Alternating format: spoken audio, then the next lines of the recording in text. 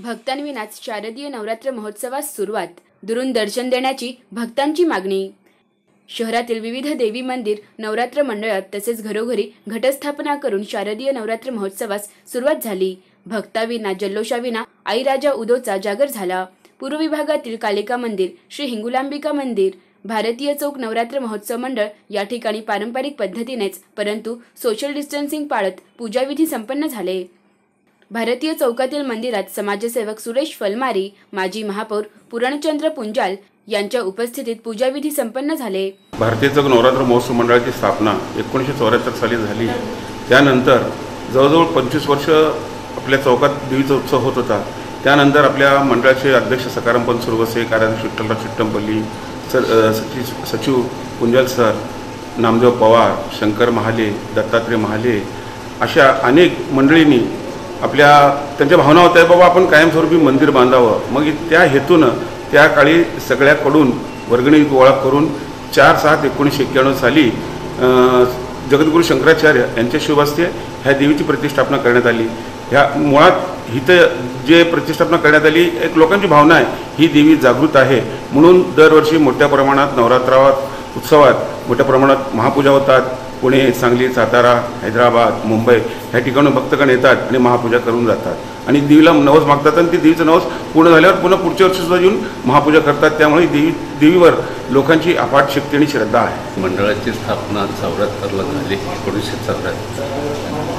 त्या दिवसापासून आज तागाय अत्यंत मनोभावे लोकांनी याची सेवा केलेली आहे। तुमच्या मंडळाच्या लोकांनी मोठ्या प्रमाणात सेवा केलेली आहे।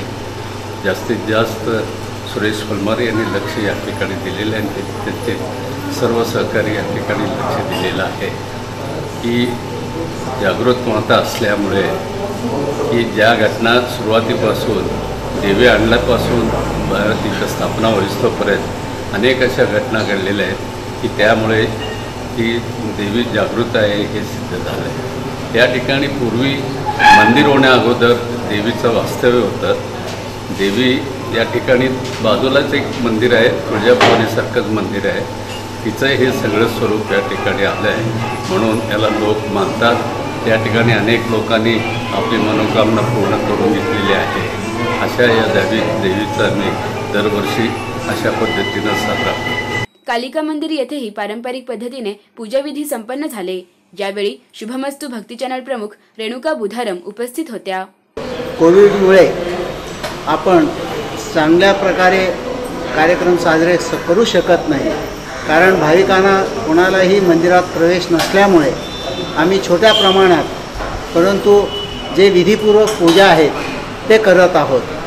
साधारणपणे आमच्या ह्या मंदिरात नवरात्रमध्ये पहिल्या दिवशी 108 कलशाची पूजा म्हणजे अष्टोत्तर कलश पूजा होत असते, परंतु भाविकांना कोणालाही परवानगी नसल्यामुळे कलश वाहण्यासाठी कोणी भाविक उपलब्ध होऊ शकत नाहीत म्हणून फक्त 108 ऐवजी फक्त 9 कलशाचं आम्ही पूजन आज केलेलं आहे।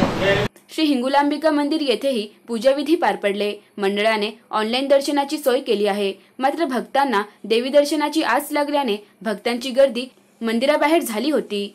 पोलीस आपले कर्तव्य बजावत आहेत, परंतु भक्त मात्र दुरून तरी दर्शन द्या अशी मागणी पोलिसांकडे करीत होते। देवी आणि भक्तांमध्ये कोरोनामुळे अंतर पडले आहे। प्रशासनाने सोशल डिस्टन्सिंग पाळण्याचे आदेश दिले आहेत, मात्र भक्तांच्या भावना अनावर झाल्याचे दृश्य हिंगुलांबिका देवी मंदिर परिसरात दिसून आले।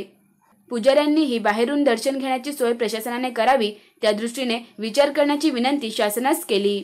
सणाच्या काळात तरी देवीचे दर्शन व्हावे यासाठी भक्त मात्र आतुर झाले आहेत। आपल्या मंदिराला स्थापन होऊन 123 वर्षे पूर्ण झालेली आहेत आणि फार पुरातन मंदिर असल्यामुळे येथे भाविकांची फार रेलचेल असते दरवर्षी, पण ह्यावर्षी कोरोना ह्या विषाणूमुळे किंवा ह्या व्हायरसमुळे आज जे लोकांची परिस्थिती झालेली आहे, मंदिरं बंद आहेत सर्व आणि भक्तांना दर्शनासाठी वणवण फिरत आहेत भक्त लोक आणि भक्तांना कुठेही दर्शन मिळत नाही आहे।